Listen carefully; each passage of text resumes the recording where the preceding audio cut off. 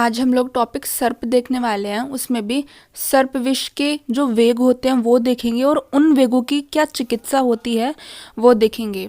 देखो, अगर सर्प विष से क्वेश्चन आया तो यहाँ ये जो दो टेबल हैं यहाँ से तो ज़रूर आएगा कि सर्प विष के वेग कितने होते हैं, उनके लक्षण क्या होते हैं और उनकी चिकित्सा क्या होती है। तो एग्ज़ाम टाइम में थोड़ा सा रिकॉल करना ये टेबल थोड़ा सा मुश्किल हो जाता है।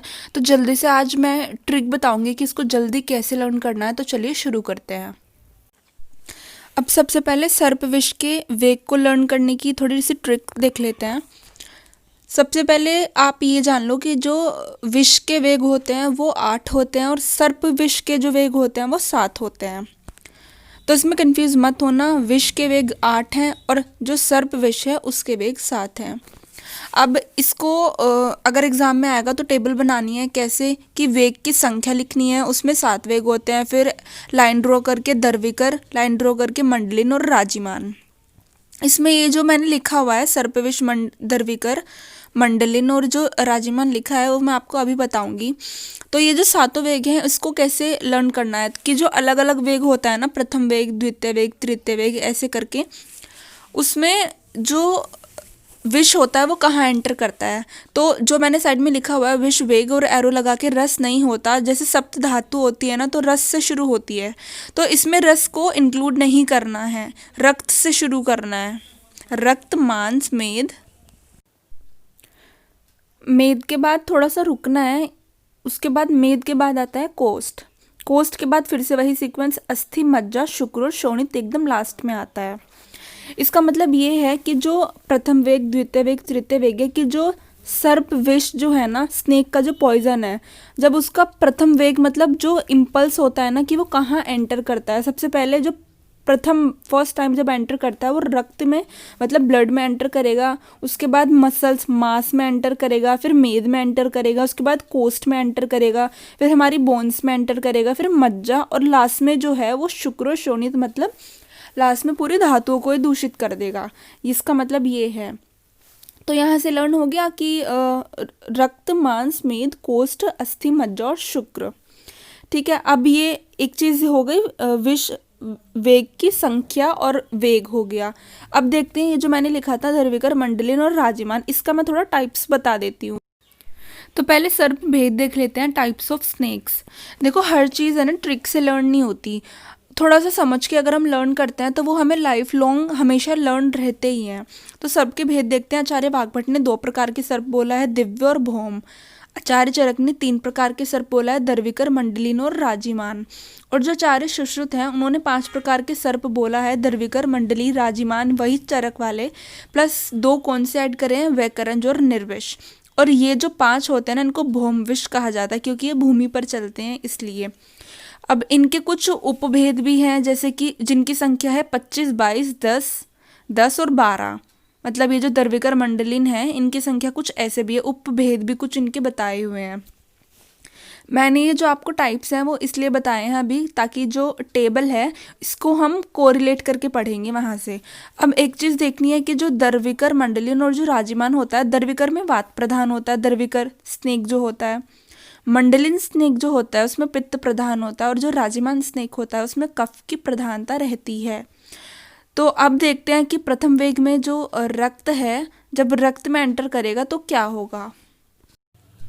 अब इतनी चीज़ें हमने देख ली कि वेग की संख्या, ये सब टेबल बनानी है और प्रथम वेग लिखना है, द्वितीय वेग लिखना है, तृतीय वेग लिखना है और फिर वैसे ही लिखना है कि विष जो होगा वो रक्त में प्रवेश करेगा, विष मांस में प्रवेश करेगा, ऐसा पूरा 7 बना के करना है। अब देखते हैं रक्त और मांस के लिए। देखो, तीनों में ही ना, दर्विकर में, मंडलिन में और राजिमान में, जब रक्त में प्रवेश होगा तो क्या होगा, रक्त से रिलेटेड जो भी दोष होंगे ना वो होंगे। जैसे अगर दर्विकर में एंटर करेगा तो वहाँ पर क्या है, वात प्रधान है, तो जो रक्त का कलर जो होगा, वर्ण जो होगा वो कृष्ण वर्ण का हो जाएगा।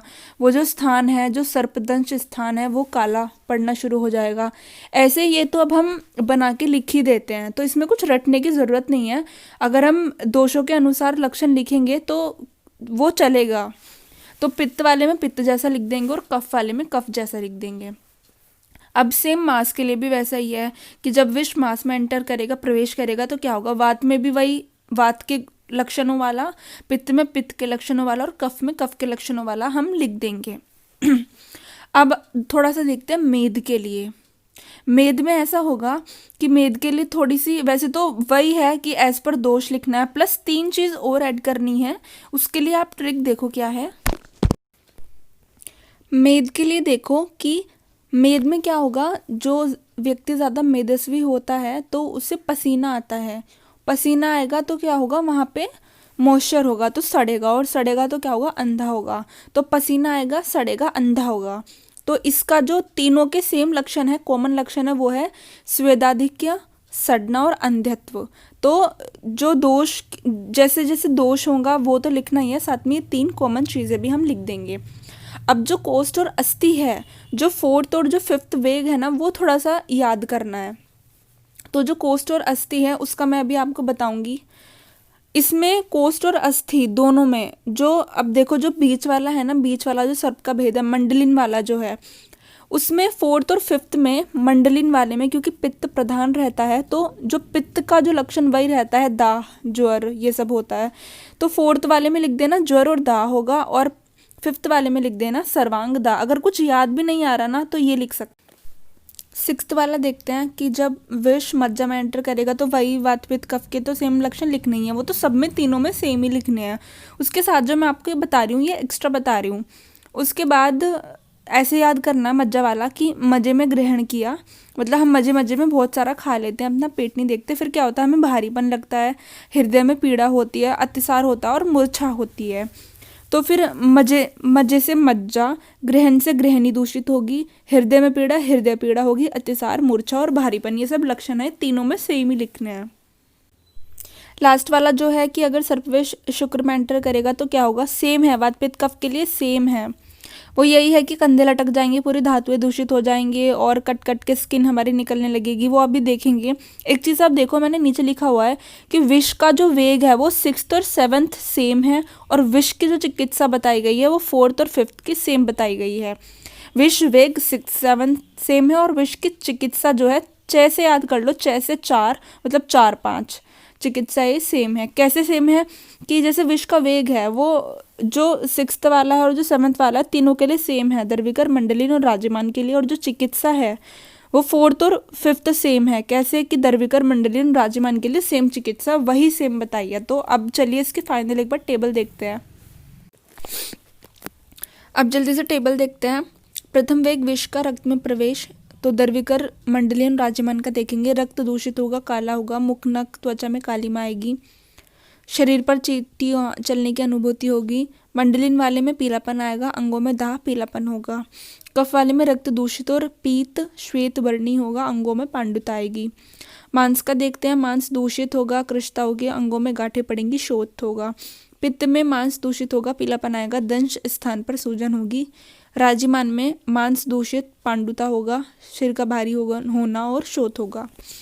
मेद वाले में देखते हैं, मेद दूषित होगा, दंश स्थान का सड़ना, सिर में भारीपन, स्वेदाधिक्य, अंधत्व, वही जो मैंने बताया था कि सड़ेगा, पसीना आएगा और अंधा होगा।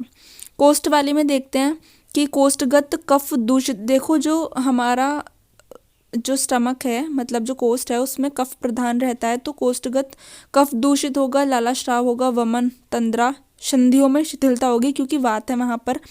पित्त वाले में वही ज्वर, दाह, और कफ में एक चीज़ याद रखनी है, राजिमान में मैं से मन्या स्तंभ और सिर में भारीपन होगा। अस्थि वाले में देखते हैं, अस्थि में ये होगा कि जो प्राण और अग्नि दूषित होगी, और पर्व संधियों में शिथिलता होगी, दाह होगा और हिक्का होगा। ये वात वाले के लिए, क्योंकि वात में अस्थियों में वात का स्थान होता है, तो वही वात का प्रकोप होगा, हिक्का होगी। मंडलीन में वही जो मैंने आपको बताया था कि ज्वर, दाह, और जो ये 5th वाला है उसमें सर्वांग दाह। और जो राजमान वाला है उसमें ऐसे याद रखना है, कफ का प्रकोप होता, तो जब हमारे कंठ में, गले में कफ का प्रकोप होता है तो वाणी की अवरुद्ध होती है, और ठंडा लगता है तो शीत ज्वर होता है।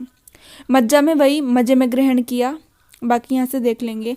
अब शुक्र वाला जो है इसका देखते हैं कि कफ जो होगा इसमें, लास्ट वाला जो वेग है ये एकदम लास्ट स्टेज है स्नेक पॉइजनिंग की। तो इसमें क्या होगा, तीनों के लिए सेम है कि जो कफ का सूक्ष्म स्रोतों में स्राव होगा, कंधे, कटी और पीठ में पीड़ा होगी एवं उनका निश्चेष्ट होकर लटक जाना, स्किन लटक जाएगी, पूरे हमारे लूज होने शुरू हो जाएंगे, लिगामेंट्स जो होंगे, अत्यधिक लाला स्राव होगा, स्वेदाधिक्य हो गया, सभी चेष्टाओं में अवरुद्ध होगा और लास्ट में क्या होगा, श्वास का रुक जाना। तो इस प्रकार से मैंने पूरी सर्पविष की टेबल बताई है। एक बार अच्छे से समझ के लर्न कर लो तो फिर कभी इसको भूल ही नहीं सकते। वीडियो थोड़ी लंबी हो गई है, इसलिए जो विष वेग की चिकित्सा है उसको कैसे लर्न करना है वो नेक्स्ट वीडियो में कवर करेंगे।